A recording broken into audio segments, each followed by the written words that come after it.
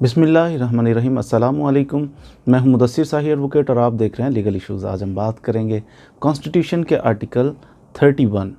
Article 31 कहता है कि Islamic way of life, Pakistan के अंदर इस्लामी तर्ज़ ज़िंदगी जो है उसको अपनाया जाएगा। मिसाल के तौर पर लोग चाहते हैं कि इस्लाम की जो बुनियादी बातें हैं उनके ऊपर हम अमल करें, तो उसके लिए हर्डल्स क्रिएट नहीं करनी चाहिए। बुनियादी तौर पर इसमें हम कह सकते हैं कि कुरान और सुन्नत के मुताबिक जितने भी इस स्टेट के अंदर, इस मुल्क के अंदर बाशिंदे होंगे, तो वो इज्तिमाई तौर पर और इनफरादी तौर पर, कलेक्टिव बाज़ इबादत होती हैं इंसानों की, बाज़ इनफरादी तौर पे भी कोई इंसान इस्लाम के प्रिंसिपल्स को फॉलो करना चाहता है, तो इनफरादी हो या इज्तिमाई तौर पर कुरान और सुन्नत के मुताबिक ज़िंदगियाँ गुजारनी है इन्होंने, क्योंकि इस्लामी जमहूरिया पाकिस्तान एक इस्लामिक कंट्री है। इसके लिए फिर स्टेट जो है वो ज़रूर नेसेसरी स्टेप्स लेगी, कुछ ऐसे इक़दामात करेगी हमारी स्टेट, हमारा मुल्क, के हमारे जो बाशिंदे हैं इनको इस्लामी इज्तिमाई तौर पर और इनफरादी तौर पर इस्लाम के बुनियादी जो उसूल है ना, उनके मुताबिक ज़िंदगियाँ गुजार सकें।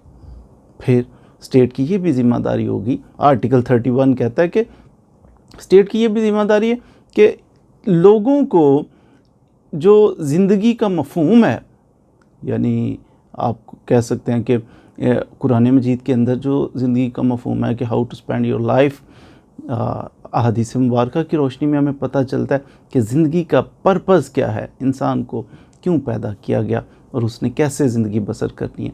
तो ये जो ज़िंदगी का मफ़हूम है कुरान और सुन्नत के मुताबिक, शरीयत के मुताबिक, इससे आशनाई भी देना लोगों को स्टेट की ज़िम्मेदारी। इसके अलावा कुरान मजीद की तालीम और इस्लामियात की तालीम, जिसमें बुनियादी चीज़ें इस्लाम की सिखाई जाएँ, बताई जाएँ, ये भी स्टेट की ज़िम्मेदारी। इसके लिए भी इक़दाम करने चाहिए। अरबिक लैंग्वेज, क्योंकि अगर कोई बंदा चाहता है कि वो अंडरस्टैंड करे कुरान मजीद को अरबिक लैंग्वेज में, तो बेटर अंडरस्टैंडिंग के लिए ज़रूरी है कि उसको अरबिक से अंडरस्टैंडिंग, अरबी ज़ुबान अगर कोई बंदा सीखना चाहता है उसके लिए भी फैसिलिटेट करना चाहिए स्टेट को कि ये लोग अरबिक लैंग्वेज से आशनाई हासिल करें ताकि आसानी के साथ कुरान और हदीस को समझ सकें। इसके अलावा पब्लिकेशन जो है कुरान मजीद की, ये भी लाजमी है कि अगलात से पाक हो, गलतियाँ ना हो। इसको इंश्योर करेगी गवर्नमेंट कि कुरान मजीद की जो पब्लिकेशन हो रही है बिल्कुल उसमें किसी किस्म की गलती ना हो।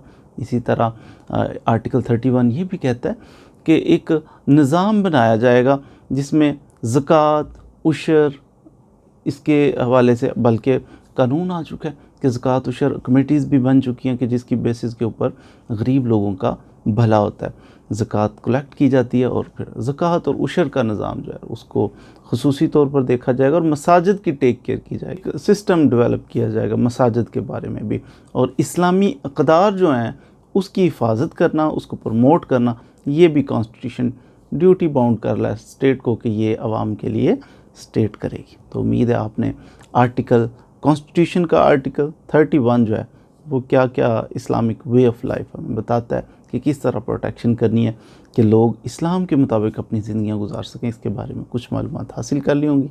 मज़ीद वीडियोज़ के लिए हमारे साथ रहिए। Thank you very much.